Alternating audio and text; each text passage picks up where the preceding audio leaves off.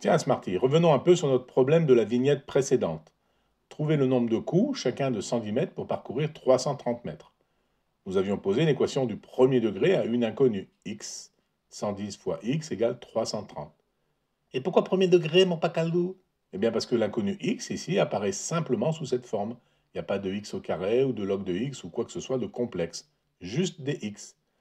Est-ce que ça a quelque chose à voir avec les polynômes du premier degré, mon pacalou? Mais oui, allez, voyons cela.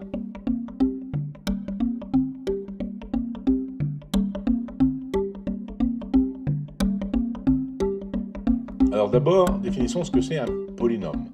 Eh bien, un polynôme, c'est plusieurs noms. Poly pour plusieurs, du grec poly, et nom qui vient du latin nomen et qui veut dire nom, chose, terme.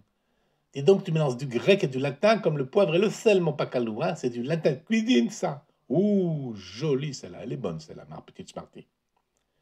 Et donc en mathématiques, chaque terme du polynôme expose une puissance différente de x. Alors par exemple, dans l'expression 3x, ça veut dire qu'on prend 3 fois x. Et x est à la puissance 1, car x à la puissance 1, c'est x une fois. Donc x à la puissance 1 égale x. Et nous avons un monome du premier degré. Et donc x au carré, c'est du deuxième degré. Et puis x au cube, c'est du troisième degré. Ainsi de suite, mon pacalou. Exactement. Et un polynôme est composé de plusieurs monomes, on les ajoute. Donc par exemple, 2x au carré plus 4x moins 5, c'est un polynôme du deuxième degré car 2 est la puissance maximale de x qu'on y trouve. Et il est bien composé de trois monomes, 2x au carré, 4x et le moins 5. Mais il n'y a pas de x dans ton moins 5, mon pacalou. C'est pas un monome de x. Eh bien oui et non. Non, car moins 5 est une constante qui ne dépend pas de l'inconnu x, en effet, ni d'aucune autre inconnue d'ailleurs. Et en même temps, oui, car tu peux écrire moins 5 égale moins 5 que multiplie x à la puissance 0, car on sait que tout nombre différent de 0 est à la puissance 0 vaut 1. Et pourquoi pas avec 0, mon pacalou? 0 à la puissance 0. Ah, parce que là, ça aboutit à des complications dont on ne sait pas logiquement se sortir, comme diviser par 0 par exemple, qui lui aussi est interdit. Et pourquoi tu gardes tes x au carré, tes x dans ton équation, là? T'as qu'à les additionner aussi. Ça fait 4 et 2, ça fait 6x, et puis c'est tout. Ah, mais parce que tu peux pas ajouter des x au carré et des x, Marty. Quand tu dis 2 croquettes plus un morceau de viande, ça fait pas 3 croquettes ni 3 morceaux de viande. On parle de x au carré de x, là. C'est du pareil au même. Eh bien non. Prenons une analogie.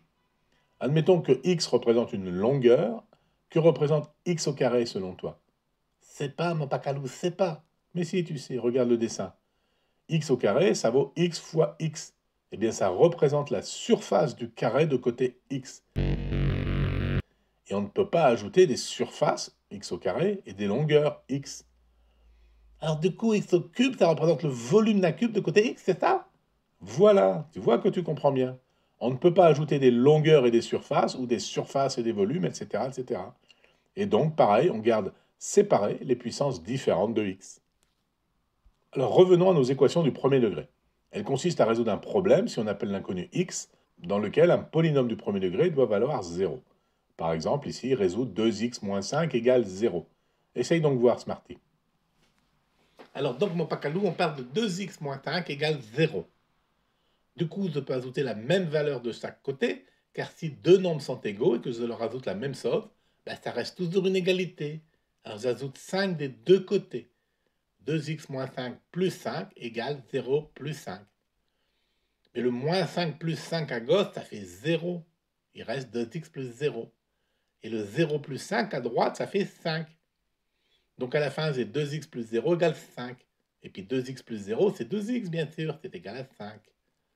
Et là, maintenant, je multiplie par 1 demi des deux côtés. Car si deux choses sont égales, alors les multiplier par le même nombre garde l'égalité aussi. Je multiplie par 1 demi des deux côtés. J'ai donc 1 demi fois 2 fois x égale 1 demi fois 5. 1 demi fois 2, ça fait 1. Donc il me reste 1 fois x à gauche, c'est-à-dire x. Et à droite, j'ai 1 demi fois 5, c'est la même chose que 5 fois 1 demi. La multiplication est commutative. Et 5 que multiplie 1 demi, ça revient à diviser par 2, ça fait 5 sur 2. Ben voilà la solution, mon bacalou, c'est 5 demi. Mais bravo, Smarty, bravo.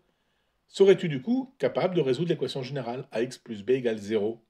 Mais t'es quoi ton a et ton b là d'un coup, mon bacalou? Ben c'est juste deux constantes.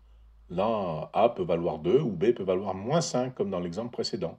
Ou autre chose, selon tes problèmes à résoudre. Ok, je tente le truc. Alors, ax plus b égale 0, j'ajoute le même nombre moins b des deux côtés. Ça fait ax plus b moins b égale 0 moins b. Mais le b plus moins b, là, ça fait 0 à gauche. Et le 0 moins b, ça fait moins b à droite. Ax égale moins b.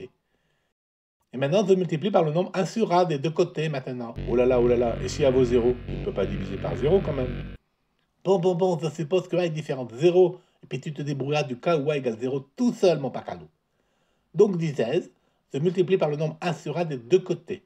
J'ai donc 1 sur a qui multiplie x, égale 1 sur a qui multiplie moins b. 1 sur a qui multiplie a, ça fait 1 bien sûr, et donc ça disparaît, il ne reste plus que le x. Et 1 sur a qui multiplie moins b, eh bien c'est la même chose que moins b qui multiplie 1 sur a, et multiplié par 1 sur a, c'est pareil que divisé par a, et donc j'ai x égale moins b sur a. Ben voilà pour ton cas général, mon pacalou. Bien, merci et bravo. Hein. Et puis pour le cas particulier où a égale 0, c'est facile. Si a égale 0, l'équation devient 0 fois x plus b égale 0, c'est-à-dire b égale 0. Et puis alors là, ça c'est très simple. Si b vaut aussi 0, alors quel que soit x, 0 fois x plus 0, bah 0 fois x ça fait 0, 0 plus 0 égale... La tête à Toto, mon pacalou. Oui, il fallait forcément que tu me la fasses celle-là. Bon, donc 0 plus 0 égale 0, et toutes les valeurs possibles de x sont solutions de l'équation.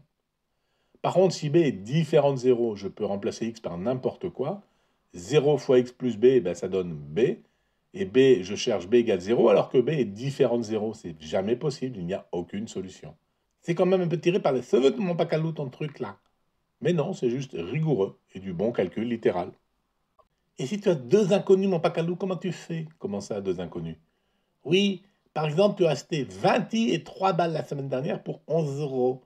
Et aujourd'hui, tu as acheté 10 tis et 6 balles pour 19 euros. Comment on retrouve tout le prix des tis et des balles? Ça te fait combien? Ça te fait bien deux inconnus à calculer, là, non? Et pourquoi tu veux savoir ça, Smarty, retrouver les prix? Eh bien, pour vérifier qu'on a bien facturé, mon pacalou, voyons. Alors, t'as bien deux inconnus, là, ou quoi?